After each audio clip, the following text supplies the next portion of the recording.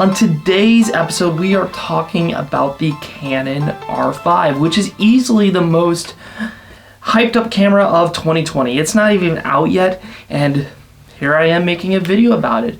And for good reason. It is the camera of the moment. Everyone, and I mean everybody, is drooling over this sucker. The specs are incredible. However, I'm not getting one.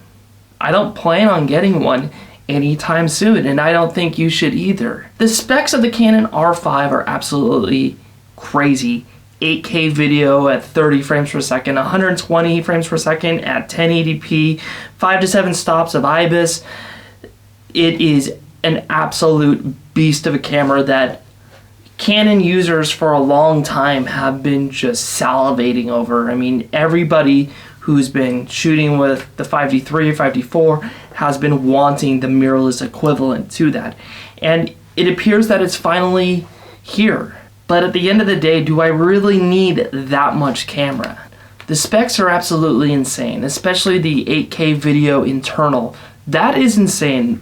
I don't know if there's another DSLR mirrorless body at the moment currently doing 8K internal. Well, that sounds really nice, and it would be great to see an 8K image with some amazing glass.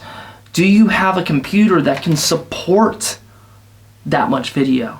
Not to mention, do you have a computer that can support multiple video layers at the same time, all running 8K video? Personally, I don't. I'm on a 2015 MacBook Pro. My computer might punch me in the face or just say, nah, man, I'm done. This relationship is over. So at the moment, for me, 4K is about the limits of where I'm willing to push my equipment, and I don't really want to try and exceed that. 8K video at 10-bit is a lot of data, and I don't think a lot of people have thought about multiple video streams all at the same time and the ability to process that in real time. I think it's going to take some pretty beefy computers in order to do that. It'll be interesting to see how the specs of that play out, but I just have a hard time believing that people are going to really be able to run 8K video. The other big feature that people are really excited about is IBIS. 5 to 7 stops of IBIS finally in a Canon mirrorless body. That is so awesome. However, it's not the first body to have IBIS. Also, dual card slots finally coming to a Canon mirrorless body. This is not new. The GH5 again has dual card slots. There was also no details on the image quality when it comes to stills. I'm sure it's going to be huge, like a 48 megapixel file, which is awesome. Again though, my computer can't keep up with that much data, especially going into Lightroom where I'm doing smart previews and one-to-one renders as well. Those images already take a considerable amount of time at like 22 megapixels. 48 is just going to destroy my computer, and that process is going to take forever. The other main consideration worth talking about is the cost of the RF system, especially the glass. The 24 to 70 RF lens is $2,300. Another way to think about it is that 24 to 70 RF lens is more than a Canon 5D4 at the moment. That is insane. And for me, I don't know if I need that much lens. I would prefer to see my money go farther. The same 24 to 70, but in the EF mount, the older generation mount, is about $800 to $900.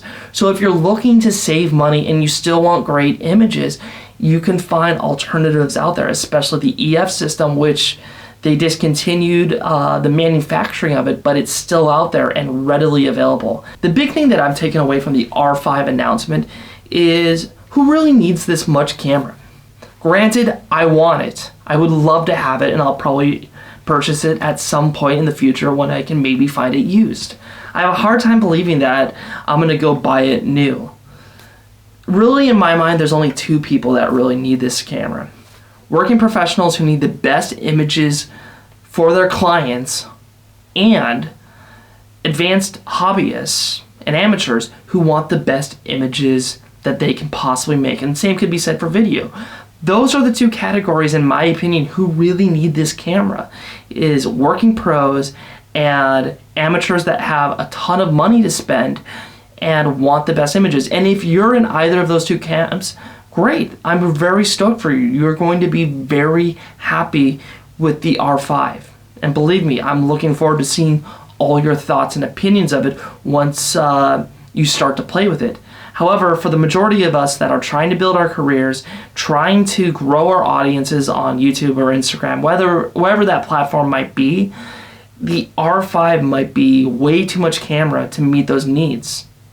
For many of us, we're working with limited budgets, and there is nothing wrong with going to a different system. Be that Sony, be that Panasonic, be that Pentax. Wait, nobody uses Pentax. What am I talking about? Be that Canon, like the 5D4. There's plenty of new gear that is several years old, but is still relevant, and used gear that is in great condition that will allow you to save a ton of money so you can get more for your dollar. The other thing worth considering is maybe you shouldn't spend a bunch of money on the R5. Maybe you should take that money and instead invest it into a project, because at the end of the day, gear is awesome. I love cameras. I love lenses. I love lights. I love the ability that it gives us to make stuff. But at the same time, Steven Spielberg would be able to do more with his iPhone than I would ever be able to do with an Arri Alexa. If you're enjoying this content, please hit the subscribe button. It would mean a ton of me. I'd love to also hear your thoughts and opinions of the Canon R5. What should people be buying instead? Or if you're buying it, I'd love to hear why you're excited about it, or if there's another camera on the market that you're really excited about. But that's all we got for this episode of the vlog. But as always, create, share, and sustain the life that you want. Get out there and make some awesome work. Thanks, guys.